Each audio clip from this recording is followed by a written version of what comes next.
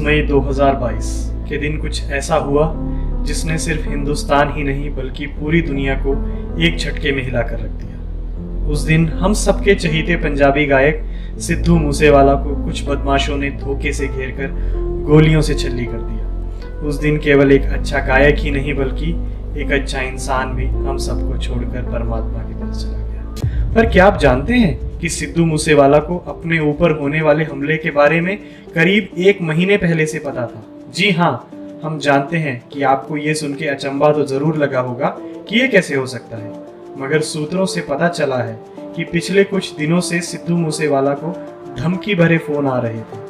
मगर जैसे सिद्धू के गाने एकदम बेबाक होते हैं, वैसे ही सिद्धू भी एक निडर और बेबाक इंसान थे। मगर वो चाहते तो आराम से कनाडा जाकर रह सकते थे, जिसमें ना तो उन्हें किसी धमकी का डर होता ना ही किसी हादसे का। मगर इन सब के बावजूद भी उन्होंने अपने माता पिता के साथ अपने गांव मूसा मनसा में रहने को चुना, जिस मूसा गांव को कोई जानता नहीं था। यहाँ तक कि सिद्धू ने एक इंटरव्यू में बताया कि उनके गांव तक कोई बस भी नहीं जाती थी। उन्होंने अपने नाम के साथ उस गांव का नाम लगाया और सिद्धू मूसेवाला के नाम से पूरी दुनिया में अपना नाम कमाया। ऐसे महान इंसान को हमारा शत शत नमन, जिसने केवल अपने माता पिता ही नहीं बल्कि अपने पूरे गांव का नाम ऊंचा किया। सिद्धू अपने गानों के जरिए सिर्फ सच बोलते थे, इसलिए बिना किसी गॉडफादर के उन्होंने गायकी के जगत में अपना एक नाम बना लिया था। यंगस्टर्स तक म्यूजिक को पहुंचाना कोई उनसे सीख सकता है, मगर इसी सच बोलने की आदत के कारण बहुत से लोग उनके दुश्मन भी बनते जा रहे थे और सिद्धू को इसका कोई डर नहीं था। उन्होंने तो एक इंटरव्यू में यहाँ तक कह दिया कि उनकी जिंदगी बहुत कम है। मगर इस बात को कोई झुटला नहीं सकता कि कुछ लोग तो 100 साल में भी 10 साल की जिंदगी नहीं जी पाते और कुछ लोग 10 साल में ही 100 साल की जिंदगी जी लेते हैं। और सिद्धू मूसेवाले ने केवल 28 साल में सदियों की लंबी जिंदगी जी ली। दोस्तों, सिद्धू पहले ही जानते थे कि उनके ऊपर हमला होने वाला है। इसकी पुष्टि इस बात से भी होती है कि उन्होंने इस हादसे से कुछ दिन पहले ही एक गाना रिलीज किया था जिसका टाइटल था द लास्ट राइड, जिसके लिरिक्स में उन्होंने लिखा कि नियदा उठूगा जवानी चे जनाजा मिठिए।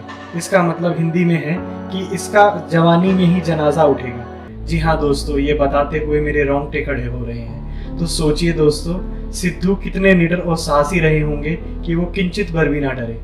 और उनके दोस्तों के बयान के मुताबिक उस दिन उन्होंने हमलावरों पे जवाबी हमले में 2 राउंड्स भी फायर किए थे, मगर बदकिस्मती से उस दिन उनकी पिस्टल में सिर्फ 2 ही राउंड थे।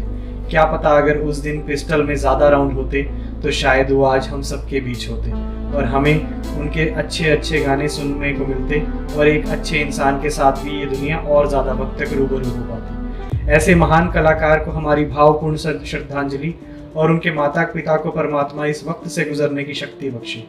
हम ये भी आशा करते हैं कि शुभदीप सिंह सिद्धू अर्थात सिद्धू मूसेवाला के कातिलों को पुलिस जल्दी से जल्दी पकड़ेगी और उन्हें कड़ी से कड़ी सजा भी मिलेगी। इस मामले में आए दिन कुछ नए से नए खुलासे होते जा रहे हैं।